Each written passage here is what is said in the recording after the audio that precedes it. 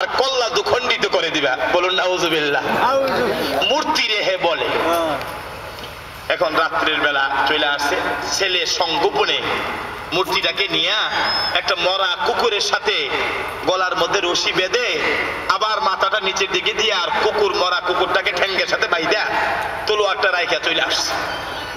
সকালবেলা ঘুম থেকে উইটা ওই রুমে গেছে মানাত্রে সেজদা করতে, এখন গিয়া দেখেছে আর মানাত মূর্তি নাই। আবার দৌড়ায় ময়লাতে গেছে, গিয়া দেখেছে এবার মরা কুকুরের সাথে তার পায়ের সাথে বাঁধা, বলুন নাউজুবিল্লাহ। মনে মনে ধিক্কার আসলো, যেই মূর্তির সাথে জীবনের এতটা দিন কাটাইলাম, আজকে সেই মূর্তি আমাকে ধিক্কার দিল, আজকে তার জীবন সে রক্ষা করতে পারলো না, কাজে তার সাথে আর আমার সময়, তার সাথে আর আমার জীবন মিলতে পারে না। আসলে যেই নবী কালেমার দাওয়াত দেয় ওই নবীর কাছে আমি চলে যাব, কলেমা পরে মুসলমান হয়ে যাব, জোরে বলুন সুবহানাল্লাহ। যেই লোকটা জীবনে এতদিন মূর্তি পূজা করেছে, এবার নবীর কাছে যাইয়া কালেমা পরে মুসলমান হয়ে গেলেন, জোরে বলুন সুবহানাল্লাহ। আল্লাহ নবীর কাছে যে কালেমা পড়ল, মুসলমান হয়ে গেলেন। যেই মানুষটা নবীর এত বড় দুশমন ছিল, নবীর নাম শুনলে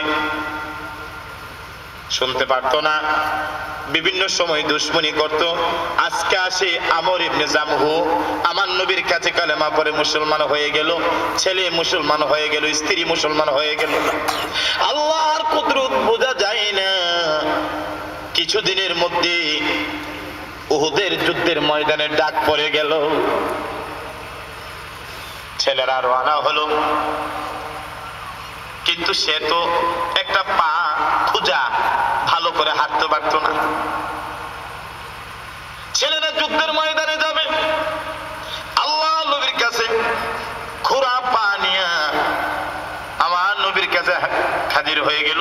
ইয়া রাসূলুল্লাহ, যুদ্ধের ময়দানে দামামা বেজে উঠেছে, আমার ছেলেরা যুদ্ধের ময়দানে যাচ্ছে। নবী গো, জীবনের দীর্ঘ সময় মানাতের মূর্তি পূজা করে সময় কাটাই দিলাম, ইয়া রাসূলুল্লাহ আমি চাই গো আপনার সাথে যুদ্ধের ময়দানে যাইয়া উহুদের ময়দানে আল্লাহ রাস্তায় শহীদ হয়ে প্রমাণ করে দিতে আল্লাহ নবীরে ভালোবাসি, কিয়ামতের ময়দানে আমার নবীর সাথে যেন আমার হাসর হয়।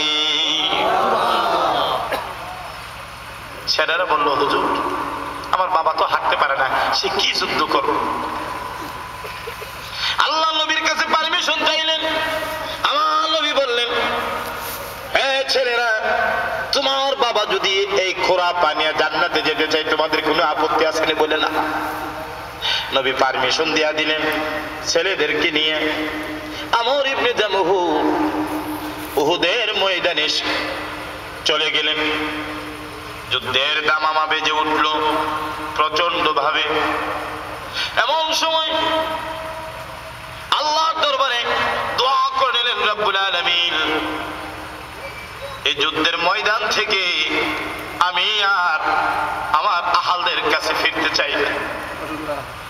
আল্লাহুম্মা হে রব্বুল আলামিন, লা তুরাদ্দানি আহলিহা, আমি আমার আহালদের কাছে, আমার স্ত্রীদের কাছে আমি আর ফিরে যেতে চাই না।